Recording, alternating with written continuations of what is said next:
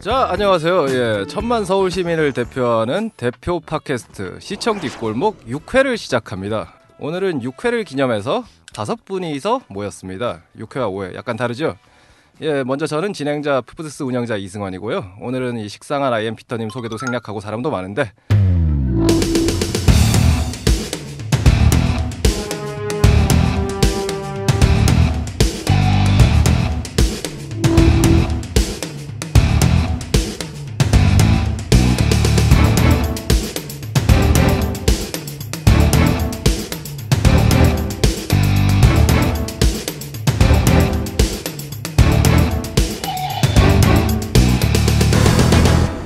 예, 한 분씩 오늘도 공무원들이 자기소개를 하겠습니다. 안녕하세요. 서울시 디자인정책과 디자인진흥팀장 강성호입니다. 안녕하세요. 서울시 서울디자인재단 DDP 상생본부장 윤대영입니다. 저기 무슨 일을 하는지 좀 간단하게 설명 좀. 예. 예. 저희 디자인정책과에서는 그 DDP 에서 각종 사업들을 하거나 할 때 그 협력하거나 지원 업무를 담당하고 있습니다. 예, 들어도 무슨 말인지 모르겠습니다. 예, 다음. 네, 안녕하세요. 서울디자인재단 DDP 상생본부장 윤대영입니다. DDP가 새로 개관을 해서 얼마 안 된 건물이기 때문에 워낙 상생할 게 많습니다. 주변 상권들하고도 상생하고 시민들하고도 상생하고 또 많은 디자이너들하고도 함께 살아야 됩니다. 그런 주요한 일들을 위해서 전시, 세미나, 교육 이런 일들을 모두 진행하고 있습니다. 네, 안녕하세요. 서울디자인재단 시설안전팀장 박진배입니다. 저희 시설안전팀에서는 DDP 시설 관리 부분 담당하고 있고요.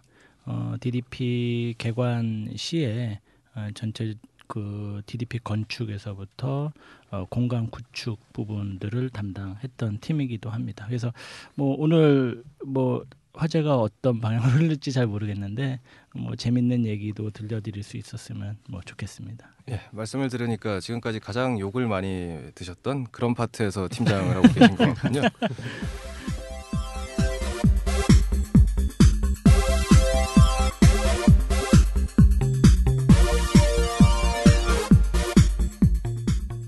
예, 오늘 대충 아시겠지만 지금까지 들으셨으면 주제는 DDP입니다. 동대문 디자인 플라자.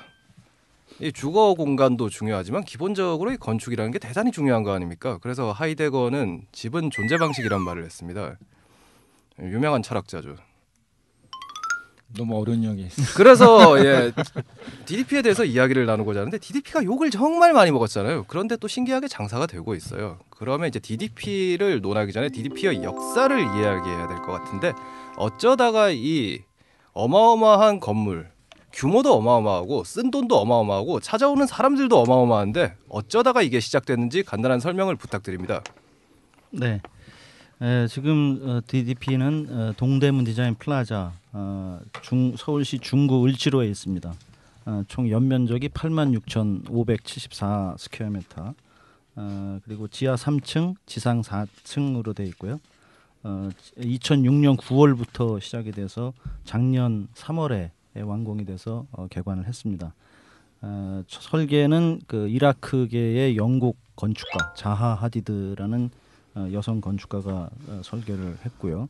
우리나라의 그 사무 종합건축사무소에서 함께 설계를 했습니다. 시공은 그 삼성물산이 건설을 하고 저희 서울디자인재단이 지금 현재 운영하고 있습니다.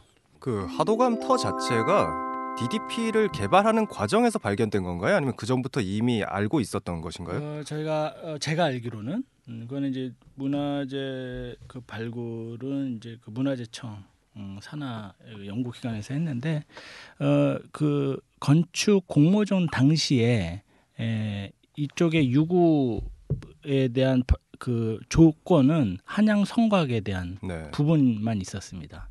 근데 이제 이 토목 공사를 하다 보니까 그 외에 그 한양 성곽을 지키는 그 수병 시설, 군사 훈련 시설들과 가옥터들이 다수 발견이 돼서 공사가 중지가 됐죠. 그래서 이제 설계가 변경 작업이 들어가면서 전체적인 동대문 역사문화공원 쪽의 설계가 일부 변경이 되어졌습니다. 그래서 1년여간 그 발굴 작업이 문화재청의 지휘하에 발굴이 진행되었습니다. 그럼 그쪽도 지금 계속 그대로 복원을 하고 있는 건가요? 복원을 하고 있다라는 거는 이미 다 끝났죠. 네. 네, 다 끝나서 이제 일부는 이제 그 말씀드린 야외 요구전 시장 세 곳에 이전해서 복원을 시켜놓은 상태고요.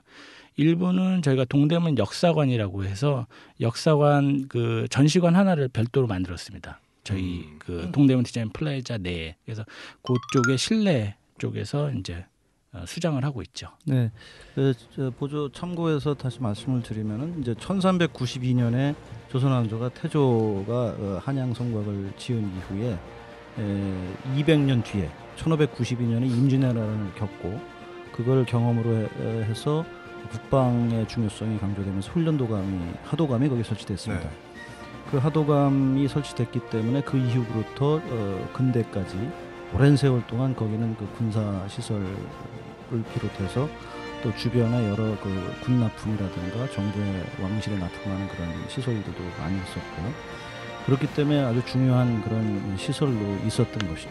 그러니까 중요한 것은 조선 시대 때는 중요한 그 훈련도감 시설이 있었고 오랜 세월 동안 그리고 한 80년 동안의 그 운동장의 역사 그 두 가지의 그 큰 시설이 있었는데 새로 이번에 DDP를 지으면서 그 두 가지를 모두 다 유적으로 놔두면서 보존하면서 그 훈련 역사 유적 시설이 그 역사 유물관, 역사 박물관으로 공원에 오픈이 됐고 또한 운동장 시설 중에 남아 있었던 것들은 그 동대문 운동장 기념관이라고 해가지고 또 작게 거기에 지었습니다. 그러니까 두 가지를 다 저희는 보존을 한 것이죠.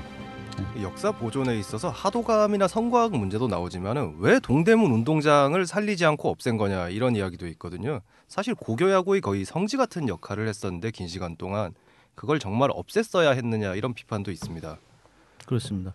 그 고교야구의 추억을 많이 가지고 계시고 봉황대기, 황금사자기 이런 대회 아주 거기는 뭐 저도 개인적으로 굉장히 많이 보러 갔었고 네. 지금 뭐 말씀하시면 뭐 그 박노준 감독 뭐 이런 또 분들 많은 그 야구 선수들이 거기 있었고 또 프로야구 개막전이 거기서 열렸던 때입니다. 그리고 또 야구뿐만이 아니라 축구 쪽에서도 그 차범근 선수, 차범근 감독의 그 말레이시아와의 그 극적인 역전골 4대3, 3대0으로 지고 있다가 4대3으로 후반전 5분 남기고 그 4골을 몰아넣은 그런 그 신화와 같은 그런 게임도 거기서 열렸고요. 그래서 많은 그 운동장의 추억이 있었지만은 잠실 운동장이 86년 아시안 게임, 88년 올림픽이 지으면서 잠실 운동장이 지어졌고 그러면서 이제 이 동대문 운동장의 기능은 어느 정도 이렇게 그 기능이 옮아가면서 이쪽 지역은 이제 그 새로운 경제 산업의 패션 산업의 중심지로 이렇게 탈바꿈하는 그런 계기가 됐던 것이 중요한 판단이었던 것 같습니다. 그 DDP 하면 이제 사람들이 가장 그러니까 DDP 몰랐던 사람들도 이 무한도전의 그 우주선 시리즈, 외계인 시리즈 거기 보면서 이제 저게 뭐 우리나라도 저런 거 있어? 저거 완전 외계인이네, 우주선이네 이런 얘기 많이 해요. 근데 우리는 이제 그 설계 부분 요거 잠깐 짚고 넘어가야 되는데 이게 그 일단 설계비도 좀 많이 들었어요. 그 자하니 제가 조사한 거 보니까 설계비가 79억에서 136억, 155억 이렇게 막 설계비가 늘어났더라고요. 이 설계비가 왜 이렇게 많이 늘어났죠? 저희가 설계비가 실질적으로 많이 든 건 아니고요. 네. 설계비라고 하면 저희가 이제 법정 요율 그 부분에 의해서 지급하게 되어져 있는데요. 전체적으로 설계비가 증액된 개념은 136억이 당초 아니었습니다. 근데 136억이라고 하면 저희가 이제 외국사가 저희 쪽에 공공 건축물을 설계를 할 때는 또 저희가 공모전 냈을 때 규정이 공모 요강이 한국 사무실하고 같이 협업을 해달라라는 이제 제안이 있었고요. 그래서 그 자하디드라는 설계사무소에서는 디자인, 기본 설계 부분을 담당을 했고 국내 건축 설계사무소인 사무설계에서는 실시 설계 및 이제 대외 코디네이션 협업을 담당을 했는데 136억에서 168억으로 이제 증액이 된 부분이 저희가 이 한양 성곽이 발굴이 되면서 나머지 부분도 이제 유구들이 나오다 보니까 설계 변경을 할 수밖에 없었습니다. 그러니까 이거는 땅을 파기 전에는 몰랐던 사실이었죠. 그러니까 이제 유물이 나오면서 이제 그렇죠. 아까 얘기했던 유구 전시관이나 그렇죠. 뭐 이런 거를 이제 세계 이제 늘려가면서 그렇죠. 맨 초안에는 한양성곽과 동대문 디자인 플라자밖에 없었죠. 근데 이제 토목공사 하다가 유구가 나오다 보니까 그 부분에 대한 문화재청과 협의가 필요가 했고 그거를 또 이제 저희가 원형으로 또 보존해야 될 의무가 있었기 때문에 1년여간 재설계를 하게 되면서 설계비가 증액이 돼서 그 사물랑 자하가 50대 50의 프로포션을 가지고 그렇게 진행을 했었습니다. 그런데 자아들을 두고 이야기가 나오는 게 국내 건축가로 하면 안 됐느냐 이런 이야기도 있거든요. 국내 건축가로 해도 설계비는 마찬가지였다라고 말씀하시는 건가요? 예, 그렇습니다. 이게 지금 왜 국외 건축가로 했냐 이런 부분들이 있는데요. 사실은 저는 이 공모전 당시에는 제가 이쪽 부분에 관여를 안 했었고요. 다 선정이 된 다음 사업에 참여. 공무원 특유의 꼬리 끊기. 내 잘못은 없다. 아야 그게 아니라 서울 디자인 재단이 2009년에 창립이 됐고 저는 서울 디자인 재단의 창립 멤버로 네. 참여를 했었어요. 제가 지금부터 책임을 다 지겠습니다. 근데 서울 디자인 재단도 너무 조직이 방대했다. 뭐 어디에 보니까 130명 이런 이야기도 있던데 그것도 비판의 도마 위에 올라와 있습니다. 일단은 먼저 그 국외건축가 부분부터 좀 네네. 설명을 드리고 그러면은 지금 요거 잠깐 정리하는 게 제가 찾아보니까는 그 자하디드 그 당선작 선정이 2007년에 됐고 그렇죠, 그다음에 디자인팀은 2009년 그러니까 그 시공이 되는 시점부터 그렇죠. 되셔갖고 그 저희가 운영부서다 보니까 저희의 운영안을 건축에 얼마나 반영시키는 거가 저희의 임무였고 그 당시에 이제 그 국외 건축가 4팀, 국내 건축가 4팀이 후보군 선정위원회를 통해서 총 8개 팀이 선정이 되었습니다. 그러니까 국내 건축가로는 뭐 이름만 되면 쟁쟁하신 뭐 지금 서울시 총괄 건축가로 계시는 송효상 선생님, 그다음 뭐 유걸 선생님, 또 연대 교수님 최문규 선생님 뭐 등등이 있으셨고 국외 건축가로는 자하디드를 비롯한 뭐 FOA 또 그 여러 기타 쟁쟁한 팀들이 있었는데 제가 그 명단을 보고 경악을 했어요. 요번에 8팀이 정말 잘 선정됐다. 네. 그러니까 대부분의 공모전 같은 경우는 좀 편파적이고 시대 흐름에 뒤떨어진 건축가들이 이런 후보군으로 선정이 되는데요. 누가 봐도 그 8팀을 아주 세계 실력으로 보나 뭐 평판으로 보나 핫 트렌드의 그 기류로 보나 가히 그 시대에서는 최고의 8팀이었다고 객관적으로 또 주관적으로 다 자신 있게 말씀드릴 수 있었고요. 그것 또한 공모전에 그 심사위원들도 상당히 공정하게 선정이 됐고 또 여기서 특이할 점은 심사위원들이 다 발표가 됐었어요. 가장 건축계 좀 힘든 상황들이 후보 그 심사위원들이 발표가 되지 않은 상황에서 어떤 로비나 또 그런 부분들을 학연, 지연 이런 부분들이 있었는데 심사위원들을 다 발표를 했어요. 그거는 주최 측의 강인한 의지거든요. 그리고 심사위원회 발표되면 훨씬 공정하게 됩니다. 그 심사위원분들 또한 자기 이름에 어떤 자부심을 걸 수 있는 거고 그때 심사위원들 또한 제가 그 8분의 건축가를 말씀드렸듯이 어디를 내놔도 명망과 평판에서 다 인류셨기 때문에 아주 공정하게 또 좋은 안을 뽑았다. 그 심사위원들의 식견과 지식과 그때의 심사 현장에서 그렇게 받아들일 수밖에 없었고 저는 그렇게 됐다고 확신을 하고 있습니다. 근데 저는 그런 생각도 많이 합니다. 그 조감도와 그림만 가지고 또 미니어처만 가지고 평가하는 것이 상당히 많은 제한 그 어떤 뭐 좀 한계점이 있다고 보는데요.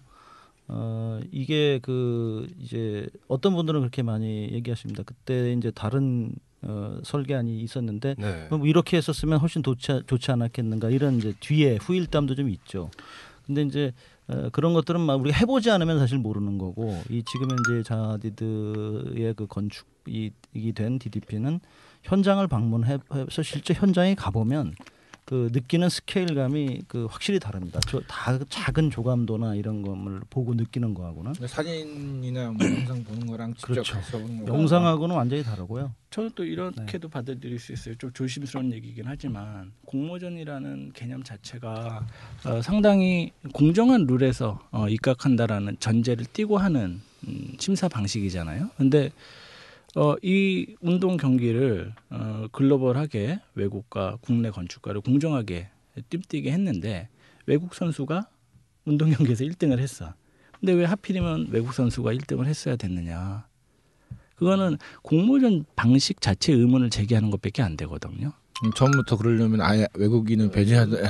그렇죠. 근데 이 부분이 정말 세계적인 문화 복합 센터의 취지를 갖고 있었다면 문호를 개방해서 정말 실력 있는 사람들을 초청한다라는 거는 제가 건축계에 있었던 사람으로서 너무나 당연하지 않나 그런 생각하게 됩니다. 그런데 이게 외국인이라서 단순히 비판받는 게 아니라 자하드가 한국에 들어왔을 때 인터뷰를 했잖아요. 네. 그래서 동대문의 역사에 대해서 알고 있느냐라고 하니까 아니 내가 그걸 어떻게 아냐 뭐 패션대인지 있는데 아니냐 그냥 그 정도로 알고 있었던 거죠. 그래서 승효상 선생도 사실 DDP 자체에 대해서 그렇게 나쁘게는 이야기하지 않아요. 오히려 동대문의 랜드마크가 될 거라고 자신은 확신은 하지만 너무 그 역사적 맥락이나 이런 거를 무시하고 만들어졌다. 그것 때문에 외국인 이야기가 나오는 것 같거든요. 저는 역사적 맥락의 자하디드가 동대문의 역사를 아주 모르고 했다라고는 결코 생각하지 않습니다. 그게 어떤 인터뷰 기사인지 한국일보에서 그때 바로 떴었죠. 예. 잘 모르겠지만 수많은 스태프가 같이 설계사무소의 설계를 임할 때는 그쪽의 컨텍스트를 파악하게 되어져 있고요. 제일 중요한 거는 걔네 그 당시에 자하디들의 PT본을 보면 그 상황을 정확히 알 수 있죠. 네. 그 지역의 라이프 스타일, 그다음 그 지역의 역사적인 스토리 문맥, 그런 부분들을 다 반영한 분석적인 PT안들이 있습니다. 네. 예, 그래서 그런 부분들을 단지 아주 깊은 그 땅에 대해서 무엇을 알겠느냐라는 의도적인 질문을 가지고 그런 답변을 가지고 좀 일방적으로 평가한다라는 거는 좀 옳지 않지 않나 그런 생각이 들고요. 제가 인터뷰를 그대로 읽어드리면 상황이 좀 바뀔 것 같은데. 네. 그건 너무 길은. 근데 이제 좀 약하게 해주시죠. 근데 맞아요. 자하디드가 이 네. 모양이 이제 전혀 이제 우리나라에서는 좀 생소한 그런 모양을 하면서 이제 그 건축비가 좀 많이 올랐잖아요. 그래서 뭐 일부에서 뭐 5천억짜리가 됐다고 많이 얘기하는데 정확한 건축비가 얼마를 들었고 그 다음에 이 건축비가 그 뭐 한마디로 좀 생소한 그 디자인 때문에 설계 때문에 건축비가 많이 증가된 건가 이런 의문을 던진 사람이 많거든요. 이 건물은 정확한 공사비는 4,028억? 4,800. 예. 아니 4,800 거의 5천억이 다 됐습니다. 4,840억인데요. 4,840억 중에 잠시만요. 저희가 628억은 네. 운영 준비비입니다. 그러니까 건축하고는 상관이 없는 비용이에요. 그런데 4,200억이라고 쳐도 처음에 왜 800억으로 이야기가 돼서 이렇게까지 오를 수가 있는가? 물론 건물이 워낙에 신기하게 생겼으니까 건축비가 많이 들 수는 있는데 왜 800억으로 했다가 2천억으로 했다가 4천억까지 뛰고 혹시 800억에 대한 기초 자료는 어디서 보신 건지 좀 말씀. 네, 열심히 찾아보겠습니다. 잠시만 예. 또 이야기를 하고 계시죠. 예. 예. 그래서 저희가 건축비로만 따지면 이제 4,048억 정도가 네. 되고요. 여기에는 뭐 철거비, 그다음 문화재 발굴비 이런 것들이 다 포함이 되어져 있습니다. 네. 그래서 순전히 건축비로만 따지면 한 3,700억 정도 대략 정도 되고요. 그거를 저희가 이제 뭐 공사비가 비싸다, 이제 싸다, 뭐 그런 걸 평가를 하기는 좀 아리송하지만 저희가 이제 평당 단가비로 계산을 해보면 한 평당 1,400만 원 정도 대략적으로 되고 있는데요. 저희가 그 다른 뭐 요새 공공 건물들 많잖아요. 그런데도 이제 몇 천억 이제 들었다라고도 말씀하시고 제가 이제 건축에 종사했던 사람으로서 평당 공사비 1,400만 원 그렇게 비싼 거 같지 정도면 않은데 네, 그러니까, 요새 집 지으려면 평당 500원 들어야 되니까 그렇죠. 예, 예. 그래서 그렇게 개념을 말씀드리면 뭐 그렇게 과하게 뉴스들을 그런 건 보면 아니다. 사업 계획 당시 시공비 800억, 현상 설계 때 2,300억 정도로 되어 있거든요. 그렇죠. 현상 설계한 때 2,800억이 이제 제한이었고. 근데 그렇게 따지면은 이제 설계 도면을 보기 전에 800억을 했다가 예산을 고려하지 않고 8팀 중에 한 팀을 뽑아버렸다. 이렇게 되지 않나요?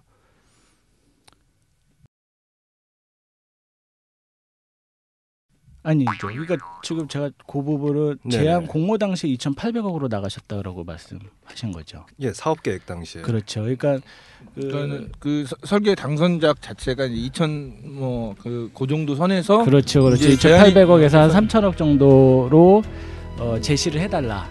네, 그렇게 얘기를 한 그 거죠. 가격 금액으로 이제 이 건축물을 지을 수 있겠다 그쪽에서 이제 나온 거죠. 그렇죠, 그렇죠. 그러면서 이제 그쪽의 제한이 한 3,400억 정도를 네. 제한했을 거예요. 근데 그거는 맨 처음에 공모전 당시에 면적하고 이쪽에서 제한한 또 면적이 좀 틀렸을 겁니다. 그러니까 면적이 조정이 되고 요구 사항이 바뀌면서 그런 부분들에서는 사업비 조정이 좀 있었고요.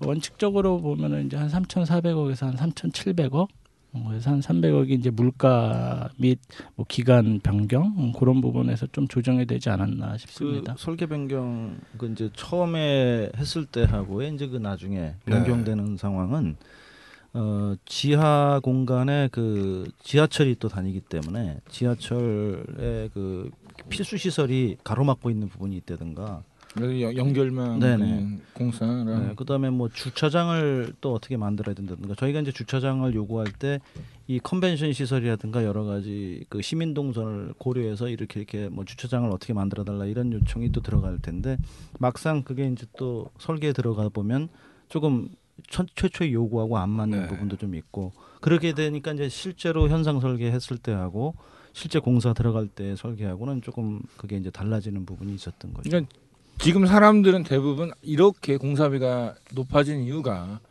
자하디드의 그런 어떤 그 건축 모양 때문에 이제 많이 올랐다는 생각들을 많이 조정했는데 네, 그런 얘기를 들어보니까는 그거는 그렇죠. 네, 별로 그렇지는 상관이 않습니다. 없어 보이네요. 예, 그렇지만은 네, 않습니다. 네. 예. 그런데 이게 어떻게 보면 한국에서 이제 공공기관이 건축을 할 때 생기는 거에 대해서 항상 불신을 가지고 있지 않습니까?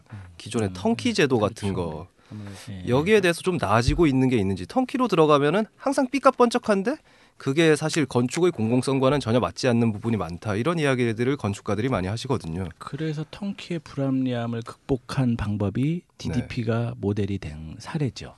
그러니까 턴키는 설계자와 시공자가 같이 컨소시엄을 맺어서 네. 전체 점수를 따서 당선이 되는 방식이고요. 예, 그렇죠.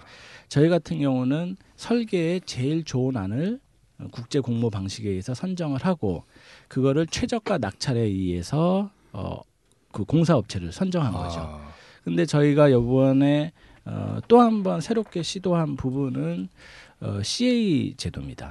그러니까 CA 제도라 하면 저희가 이제 크게 보면은 시공이 있고요. 네. 설계가 있고 감리가 있죠. 그렇죠. 건물을 완성하기 위해서. 그래서 네, 간단하게 설명을 해 주셔야 돼요. 예. 네. 그래서 시공은 건물을 짓는 거고 설계는 건물을 디자인하는 거고 네. 감리는 그 설계안이 시공대로 적법하게 진행되는가를 보는 제도인데요.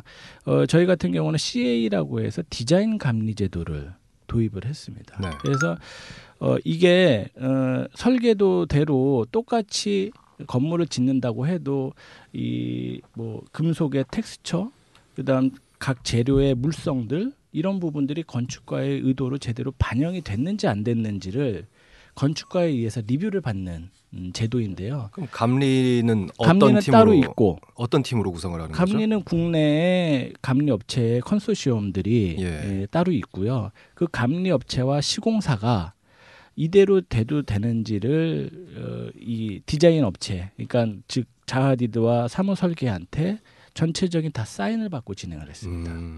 그러다 보니까 제가 사실은 저는 그 과정들을 옆에서 아싸. 배경음도 있고 참 좋은 팟캐스트로군요. 옆에서 과정들을 다 지켜봤는데요. 이게 산으로 갈 만한 방향성들 그런 부분들이 제대로 오는데 아주 지대한 역할을 하지 않았나 그런 생각이 듭니다. 예를 하나 들어볼까요? 뭐 그러시죠. 시간- 자랑하고 싶은 게 되게 많으신 것 같은데 그래서 이럴 때 아니면 언제 자랑하시겠습니까? 저희가 이제 그 유리를 시공을 네. 하는데 삼성건설 측과 이제 서울시에서는 그 보통 일반 유리는 녹색기가 납니다. 예. 녹색기가 나는데 그 부분을 주장을 했어요. 그리고 그 설계팀에서는 그 저철분 유리라고 해서 그 녹색기를 뺀 투명한 유리를 주장을 했고요. 근데 표면적으로 보면 녹색 유리가 훨씬 그 비용도 싸고 이 자외선 차단 효과도 뛰어나기 때문에 누가 봐도 더 좋은 유리였거든요. 근데 디자인 업체 그 회사에서는 그거를 그 사인을 해주지 않았습니다. 그 이유는 각 재료의 성질들을 올바로 표현할 수 있는 그런 그 건물을 원했고 그런 부분에서 이 CA 쪽의 의견이 받아들여져서 이제 진행이 됐는데요. 그러한 사항들 하나하나가 다 뭐 기둥의 기울기라던가 뭐 외장 패널의 조합 방식 이런 부분들이 하나하나 다 그 설계 회사에 사인을 받고 진행을 하게 되었습니다. 아까 그 시민의 목소리를 반영하신다고 했는데요. 이번 DDP가 항상 비판하는 것 중에 하나가 이게 왜 이렇게 뜬금없는 건물이 지어졌냐, 시민 의견을 물었냐 이런 이야기거든요. 실제로 뭐 해외 같은 경우에는 이미 공모 과정에서 시민들의 의견을 듣고 이런 경우도 있는데 이런 부분은 어떻게 진행이 되고 있는지요? 그 DDP의 그 최초의 그러니까 그 건축 과정, 건축을 어떻게 할 것인가 하는 것은 아까 말씀드린 대로 그 국제 현상 공모를 통해서 결정됐다고 볼 수가 있고요. 또 DDP를 어떻게 운영할 것인가에 대해서는 그동안에 전문가나 시민들 의견 수렴 과정이 계속 있었습니다.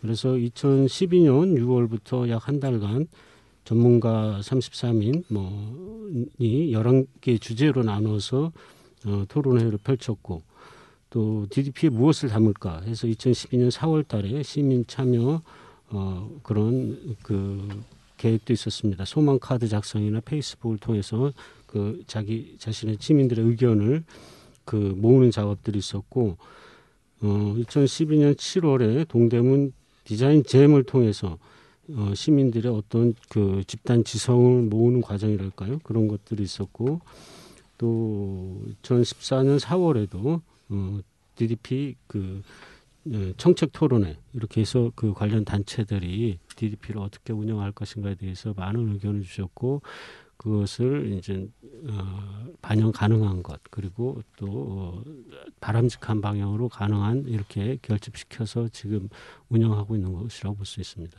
예. 그러니까 동대문 디자인 플라자잖아 이름이. 근데 보통 우리나라 플라자 하면은 저희 옛날에 살던 그 앞에 마트도 이름도 무슨 경남 플라자 해갖고 그 상가 건물이 플라자라고 하는데 이게 이제 그거를 왜 얘기하냐면 이제 사실 동대문 디자인 플라자가 개관했지만은 그 안에서 어떤 일을 하는지는 사실 가보지 않은 사람이나 거기에 관심 있지 않은 사람은 잘 모르거든요. 개관하고 나서 어떤 일들이 이 안에서 벌어졌는지 그거 잠깐 설명을 좀 해주셨으면 좋겠습니다.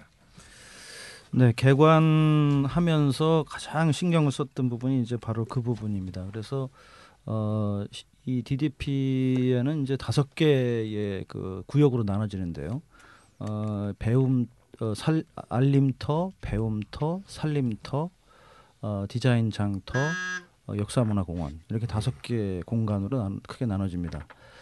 그래서 저희가 지금 배움터 같은 가장 DDP 가운데 있는 시설인데 여기에서는 우리 민족의 그 문화 예술품을 일본으로부터 빼앗기지 않도록 그 지켜왔던 간송 전영필 선생님이 수장하셨던 수장품 성북동의 간송미술관의 소장품이죠. 이것을 저희가 3년간 계속 번갈아가면서 그 소장품을 계속 전시하는 그런 것을 이제 그 배움터에서 시작을 했고요. 그리고 그 산림터에는 그동안 그 우리나라 디자인계를 이끌어왔던 디자인을 잘하는 그런 회사들이 새로운 미래 상품들 그리고 새로운 소재들 이런 걸 보여주는 그 디자인 샵들을 거기다가 이제 오픈을 했습니다. 총 45개의 그 샵들이 지금 그 오픈을 해서 시민들한테 공개를 했고요. 그리고 알림터에서는 그동안 이제 서울 디지털 포럼이라든가 또 그 샤넬 전이라든가 또 한국의 그 이제 젊은 청년들의 그 디자인 전시회라든가 이런 것들을 계속적으로 그 새로운 론칭을 하고 발표하는 그런 전시회장으로 해서 그런 전시를 해왔습니다. 그리고 이제 그 디자인 장터에는 편의 시설로 해가지고 이제 시민들이 찾아오면은 편안하게 이곳을 그 공간을 산책을 하면서 또 편의 시설들을 그 사용할 수 있도록 식당과 이런 그 곳이 좀 있고요. 역사문화공원에는 그동안 그 이곳에서 발견됐던 유물을 전시해 놓은 곳이 있어서 거기서 이제 동대문의 역사와 문화에 대해서 공부를 할 수 있는 그리고 여기 다 무료 입장을 하는 그런 곳으로 운영을 했습니다. 초기에 처음부터 개관을 하면서 많은 시민들에게 다양한 볼거리를 제공을 했기 때문에 처음에 우려하고는 다르게 여기에 오면은 바깥에 건물을 구경하는 재미도 있고 내부에 들어가면은 그 내부 컨텐츠가 이 전문가에서부터 또 일반 아주 어린 학생들까지 쉬운 것부터 어려운 것까지 다 차별화되어 있기 때문에 골라가면서 구경을 할 수 있는 그런 재미를 주게 됩니다. 지금 그 방문자가 총 누적 방문객이 어떻게 되죠? 지금까지 작년에 총 그 집계를 낸 결과 당초 계획으로는 550만 명 정도를 목표로 했었는데요. 올해 3월 말까지 집계를 해본 결과 850만 명이 방문한 것으로 돼 있고 목표치는 훨씬 넘었네. 네, 훨씬 넘어섰습니다. 이 이제 인원들이 저희가 작년에 그 주변 상권과의 활성화 프로그램들도 많이 하면서 대규모 대형 축제들도 많이 열었고 또 길거리에서 문화예술 활동 이런 것들도 많이 해서 쏠쏠하게 보는 재미가 많은 그런 재미있는 곳을 만들었습니다. 그래서 즉흥적으로 말씀하시는데 책 읽는 것처럼 또박또박 말씀하시네요. 아니 근데 앞에 프롬프터가 있는 것 같아요. 예. 여기서 이제 그렇게 이제 좋은 일 뭐 이렇게 사람들 많이 오고 좋은데 이 유지 운영비가 한 해 321억 원인가요? 지금 책정된 게 기본적으로 이제 한 200 원래 250억에서 한 300억 정도라고 이렇게 보면 지금 되죠. 그 1년 지나고 수입이 어떻게 되시나요? 일단 여기 나와 있는 거는 뭐 수입 입구로 지출이 321억 원 있는데 지금 그러니까 처음에 이제 운영비 자체는 이제 뭐 세금으로 이제 지급되는 거니까는 그 부분과 실제적으로 이 건물을 5천억짜리 건물을 지어서 과연 운영 유지비조차 나오느냐 아니면 못 나오느냐 또 이제 또 세금을 또 더 내야 되느냐 이런 부분이 또 이제 시민들 입장에서 또 궁금한 사항이니까는 수입 지출은 어떻게 됐죠? 예. 작년도 DDP의 수입이 223억 원이었고요. 지출은 209억 원이었습니다. 그래서 약 14억 원 정도 그 수입이 더 많은 걸로 되어 있는데요.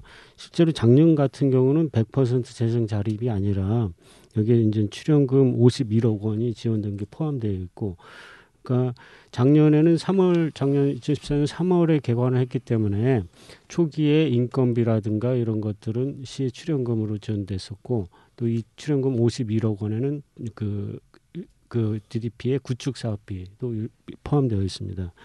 근데 이제 올해 2015년 같은 경우는 100% 재정 자립을 목표로 하고 있어가지고 수입 지출을 현재로는 260억 선에서 맞출 계획입니다.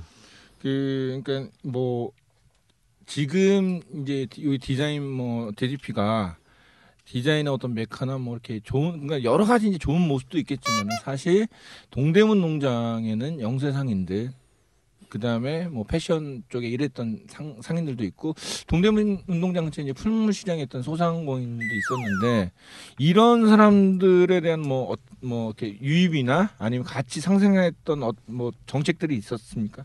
네, 그게 단계적으로 지금 저희들이 이제 해나가고 있는데요. 1차적으로는 그 DDP가 세계적인 그 디자인의 어떤 발표의 장으로 해서 랜드마크가로서의 그 인식이 돼야 되기 때문에 그런 어떤 그 최고의 제품들을 보여주는 그런 전시들을 지금 집중하고 있는데 올해부터는 이제 저희들이 그 새로이 그 이제 주변 상권들과도 많이 협력을 해서 주변에 그 도매상에 있는 많은 그 디자이너들이 또 있습니다. 이 디자이너들이 자기 브랜드를 만드는 것을 목표로 하고 있는데 굉장히 어려운 일이죠. 그래서 그런 것들을 이제 그 저희들이 패션쇼를 1년 내내 이쪽에서 개최를 해서 그 디자이너들이 그 새로운 자기 브랜드를 만들어서 시장 진출하는 기회를 제공할 수 있도록 그런 것들을 많이 만들고 있고 또 청년들이 그 자기가 직접 만든 제품을 가지고 나와서 팔 수 있도록 하는 그런 재미있는 알뜰장, 디자인장, 장터 이런 것들도 많이 만들어서 여기에서 이제 청년들의 어떤 기회를 제공하는 그런 것들도 있습니다. 그럼 기존 상인들도 있잖아요. 그러니까 네네. 지금 말하신 거는 대체적으로 이제 젊은층 위주로 하는데 전 또 그게 조금 조금 이제 신뢰성이 없다고 하나? 그게 이제 우리나라 이제 디자인 업계나 패션 업계가 뭐 예전에 한번 나왔죠. 열정페이 이런 문제도 있기 때문에 단순하게 겉모습 패션쇼만 한다고 해서 우리나라 디자인이나 패션 산업이 계속 뭐 성장한다고 저는 보기는 어렵다고 생각을 합니다. 그래서 이제 그런 것들에 대해서는 어떤 대책이나 뭐 이 DDP가 뭐 할 수 있는 어떤 다양한 지원책이 있는지. 실질적으로는 DDP 혼자만의 일 가지고 되는 건 아니고요. 그렇겠죠. 예, 그래서 이 경제 문제는 굉장히 복잡하고 융합적인 문제이기 때문에 이 주변에 있는 그 상권을 잘 분석을 해서 저희들이 분석을 해보면 DDP를 둘러싸고 있는 것은 소매상과 도매상과 식당과 재래시장과 이런 게 복합적으로 되어 있습니다. 그 부분들을 각기 다른 정책으로 지금 접근을 해야 되고 저희들이 그 서울 DDP만이 아니라 이제 서울 디자인 재단에서는 전체적으로 그 각 산업 분야별로 지역별로 그 상생 협의체를 만들어서 그 지역이 필요한 서비스가 무엇인지 또 개선해야 될 인프라 시설은 어떤 게 있는 건지 이런 것들도 작년부터 계속적으로 저희가 집중 연구를 하고 있습니다. 그 중에 이제 패션 분야 같은 경우에는 패션쇼를 봄 가을에 계속 개최를 하면서 여기에서 그 전문 프로페셔널 패션쇼만이 아니라 주변에 있는 젊은 디자이너들, 패션 디자이너들도 발표할 수 있는 장을 주고 주변의 식당들 같은 경우나 혹은 건물의 상가라든가 이런 데들은 바이어들을 위한 서비스 공간이 어떻게 만들어져야 되는지 또 상가 같은 경우에는 어떤 서비스를 만들어야 이 외국 관광객들에게 좋은지 또 주차 공간은 어떻게 만들어야 되는지 이런 것들을 전부 구체적인 그 연구 개발 과제로 만들어서 디자인 재단 내 사업화돼 있고요. 이런 것들을 그 중장기적으로 계속 추진해 나가고 있는 과정입니다. 올해부터 아마 이게 굉장히 본격화될 것으로 지금 생각하고 있습니다. 지금 이 DDP 개관하고 난 다음에 지역 상권이 좀 살아났나요? 네, 그 DDP는 개관이 작년 3월에 된 이후에 저희가 중간에 한 2번 정도 조사를 했는데 이 소매상권 같은 경우에는 20%에서 30% 정도 매출이 증가한 것으로 돼 있고요. 원래 국가에서 하는 연구는 그대로 신뢰하면 안 돼요. 일단 믿어줘요. 소매 상권이란 게 어느 정도 권역인지 이것도 대단히 중요한 거라서. 이게 의심이 많어. 이거는 저희가 그 객관적인 거를 담보하기 위해서 동대문에 있는 대형 쇼핑몰에서 그 정부의 보고가 된 카드 매출액 이걸 가지고 조사를 했습니다. 그랬을 때 그게 이제 가장 그 동대문 지역에는 이제 카드를 사용하지 않는 샵들도 있기 때문에 그런 샵들은 이제 거기서 통계에서 제외가 되고 있어서 정확하게 통계를 잡기는 저희가 그 카드 매출을 기준으로 하고 동대문 지역에 있는 대형 쇼핑몰입니다. 이 100% 시민의 세금으로 DDP가 개관이 됐는데 좀 DDP에서 야 이 정도는 정말 자랑할 만한 일들이 좀 있었나요? 아니 뭐 이건 수치상에 그냥 뭐 사람들 오고 막 하는데 그 안에서 어떤 뭐 에피소드나 뭐 이런 소소한 얘기들 건축 부분의 뭐 자랑거리라고 하면은 사실상 건축 부분이 이 시대의 최고 기술적으로 구현을 한다라는 그런 프론티어 정신도 건축 정신 중에 하나가 되는데요. 뭐 에펠탑이 그랬고요. 그다음 뽕피두 센터가 그랬고 또 그 저 크리스탈 팰레스가 그랬고 그런 차원에서 본다면 DDP 또한 프론티어 정신에서는 뒤지지 않는데요. 저희가 가장 많은 자랑거리 중에 하나가 이제 45,133장의 외장 패널입니다. 외우고 계시네. 예, 그래서 45,133장의 모양과 크기가 다 제각각 틀린 거죠. 그래서 보수하기 어렵다는 썰이 있던데 사실입니까? 그렇죠. 그래서 그게 이제 건축이라고 보기보다는 공예품이다라고도 네. 보여지죠. 오더메이드 된 거죠. 근데 저희가 이제 그 설계 당시는 어느 정도 낙관을 했는데요. 시공 당시에 상당한 난관에 부딪히게 됐습니다. 그래서 우리 국내 제작업체도 후보군으로 띄워놓고 해외 제작업체도 후보군으로 띄워놨었는데 해외 제작업체, 그러니까 설계사에서 추천한 해외 제작업체는 가능은 하나 20년이 걸린다라는 그 리뷰를 받았고요. 그걸 완성하기 위해서 국내 제작업체는 한번 해보겠다라는 그 도전 정신만 받았는데 결국은 한 2년여의 개발 과정을 거쳐서 지금 보시다시피 다 구현을 완벽하게 해놨고요. 지금은 현재 그 업체가 세계 최고의 제작 업체입니다. 그 45,133장의 뒷면에는 다 그 RFID 넘버링이 들어가 있어서 그게 이제 혹시 파손됐을 시에는 저희가 그 넘버만 네. 띄워주면 그 공장에서 바로 제작을 다 해서 그냥 갖다 조립만 하면 되는 방식이고요. 저희가 이제 현장에서 느꼈던 점은 저희 현장은 상당히 깔끔했어요. 물론 그 현장 관리를 잘한다는 장점도 있었지만 대부분이 공장에서 다 제작을 해서 현장에서 조립을 하는 그런 과정들이었기 때문에 향후 유지 관리 측면에서도 그냥 오더만 내리면 그 제품 넘버링에 따라 제작을 해서 와서 조립하는 방식으로 다 유지 관리를 할 예정입니다. 지금 이제 이게 성공했으니까 망정이지. 만약에 그 업체가 2년이 지나도 성공을 못했을 수도 있었다고 저는 생각을 하는데 네.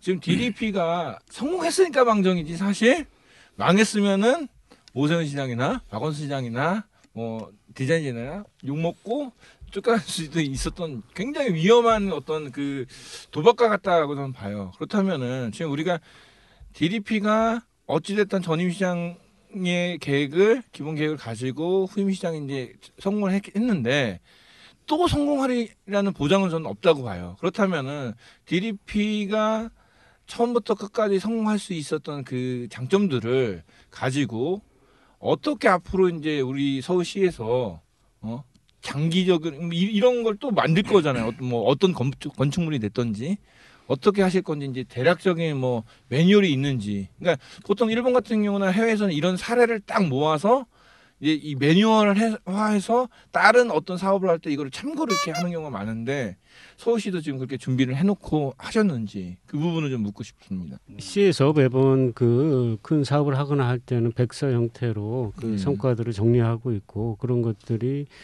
그 다 글쎄요 제가 그런 사업들을 포괄적으로 어떻게 그 참고하는 시스템이 있는지 잘 모르겠어요. 그런데 가능한 한 그 했던 그 성과나 거기서 지적되는 문제점들이 그때그때 사장되는 것이 아니라 가능한 한 이렇게 전수될 수 있도록 자료화시켜서 그 하는 작업들이 그 계속 이루어지고 있습니다. 그 지금 사실 그 앞으로 이제 저희가 그런 걸 만드는 것은 저희들이 이제 해나가야 되는 저희들의 그 실무자들로서의 이제 실무를 하는 기관으로서의 그것이고 그렇지만 가장 큰 DDP의 성공을 이루어낸 1등 공신은 사실 시민들입니다. 그러니까 여기 저희들이 예상했던 거 이상으로 시민 의식이 굉장히 높고 그 한 예로 저희들이 작년에 했던 전시 중에서 이제 샤넬이라고 하는 회사에서 이제 그것이 어떤 상품을 홍보하는 홍보관이 아니라 이 새로운 어떤 개척 정신을 보여주는 어떤 컨셉을 보여주는 그런 전시였었는데요. 이런 전시에 참가했던 시민들이 전시장에 방문을 해서 보고 나왔을 때 그냥 일반적으로 보는 전시품들은 이제 유리에 들어가 있기 때문에 만지지도 못하죠. 그런데 이제 이게 만질 수 있는 전시품들이 좀 있습니다. 이게 체험을 할 수 있는 그런 책자들을 이렇게 쭉 전시를 해놨을 때 단 한 장의 파손품도 없이 너무나도 깨끗하게 현장이 보관이 돼 있고 시민들이 전시품들을 내 물건처럼 아끼면서 이렇게 전시를 보고 종료가 3개월 동안 15만 명의 시민들이 그걸 보고 나가는데 이런 것들을 외국에서 평가를 할 때 한국 시민들, 서울 시민들의 어떤 서울 시민만이 아니죠. 전국에서 다 왔으니까 외국인들도 들어왔습니다. 근데 이런 어떤 전시장을 방문해서 이런 어떤 그걸 아끼고 즐기고 또 그걸 누릴 수 있는 자격이 이미 충분히 돼 있고 문화적인 수혜가 굉장히 높다는 사실을 외국에서 평가해주고 있기 때문에 그래서 이번에도 뉴욕 타임즈에서 한국 2015년에 꼭 방문해야 될 52곳의 핫플레이스 중에서 이 DDP를 33번째로 선정을 해서 발표를 함으로써 이게 전 세계에 자격이 있다. 이제는 어느 정도 이 정도 됐으면 이름을 낼 만하다. 이렇게 이제 인정이 된 것 같습니다. 그래서 앞으로 서울시에서도 이걸 백서로 지금 만들어서 이게 왜 성공했는가, 또 성공할 가능성이 있는가, 이런 것도 시민 정신이 왜 이것이 또 시민 정신이 중요한가 이런 거를 다 적어서 저희들이 이제 백서로도 내고 또 앞으로 향후에 정책에 반영될 수 있도록 디테일한 자료들을 전부 이제 보급하고 발표할 예정입니다. 사내 명품이라서 사람들이 손 못 댄 거 아니에요? 이거 손댔다가 막 파손되면 몇 백만씩 물어줘야 되는 줄 알고. 그런 측면도 있는 것 같습니다. 드디어 1시간을 훌쩍 넘겨서 끝낼 시간이 되는데요. 정리 발언 한마디씩 부탁드립니다. 원래 고도리 방향으로 돌아갑니다. DDP는 지난 1년 동안 운영하면서 어떤 언론기관의 평가도 있지만은 문화 허브로서의 기반은 다진 것 같습니다. 앞으로 또 서울시에서도 디자인 재단과 함께 DDP가 시민들이 모두가 즐기고 또 글로벌 위상을 가질 수 있도록 노력하겠습니다. DDP에 몸담은 지 한 6년째 되는데요. 처음 과정서부터 지금까지 다 지켜봐왔던 사람으로서 DDP가 어느 정도 좀 행운을 띠지 않았나 그런 생각을 가집니다. 지금 우리 걱정해 주시는 것처럼 그런 측면에서 본다면 앞으로 DDP가 무엇이었냐 제가 돌이켜보면 도전 정신의 연속이었다라고도 또 말씀드리고 싶은데 요새 창조 경제니 융합이니 그런 얘기들이 많이 나오고 있는데 DDP는 그것들을 이렇게 구체적으로 표현해 놓는 최전방이라고 저는 개인적으로 생각하고 있습니다. 그거를 실체적으로 보여주고 또 만들어내야 되는 곳이라고 생각을 되고요. 그런 측면에서 좀 도전 정신을 가지고 많은 시민들과 함께 좀 부끄럽지 않도록 시민들의 아주 사랑받는 공간으로 잘 만드는데 작은 도움이 될 수 있도록 노력하겠습니다. 네, 건축물은 흔히 공간이냐 장소냐 이런 걸 가지고 많이 이야기를 합니다. 공간은 건축 공사로 완성이 되지만 장소는 사람들이 만들어내는 것입니다. 그래서 저희 DDP는 이 훌륭한 건축물이고 돈이 많이 들어간 건축물이라서 비판을 많이 받기도 했지만 누구보다도 사람들이 이 장소를 찾아와서 많이 아껴주고 또 사랑하고 즐기고 누리고 이제 사용하고 있기 때문에 여기는 저희는 충분히 앞으로 성공할 수 있을 것이라고 저는 생각을 하고 있고 앞으로도 더 좋은 많은 성공 사례와 샘플들을 많이 만들어서 확산시킬 수 있도록 그렇게 지금 하면 될 거라고 저는 생각하고 믿고 일하고 있습니다. 예, 언제나 공무원들의 변명과 자기 자랑을 듣는 시청 뒷골목. 예, 아무튼 무려 5명이서 펼친 시청 뒷골목 6회 이렇게 마치고 저희는 6회를 먹으러 가겠습니다. 감사합니다. 서울 외곽을 크게 한 바퀴 도는 그냥 도보길이라고 생각. 그 하늘공원 있지 않습니까? 아기자기한 코스를 지나가게 돼요. 좀 어둡나요? 그 어둡기도 합니다. 네, 아주 그 나무도 크고 사철로 아마 좋지 않을까도 생각을 합니다. 잘 기억해요. 잘 기억해. 가야 될 사람이 여긴데 그렇습니다. 여자가 한번 없어갖고. 가보세요.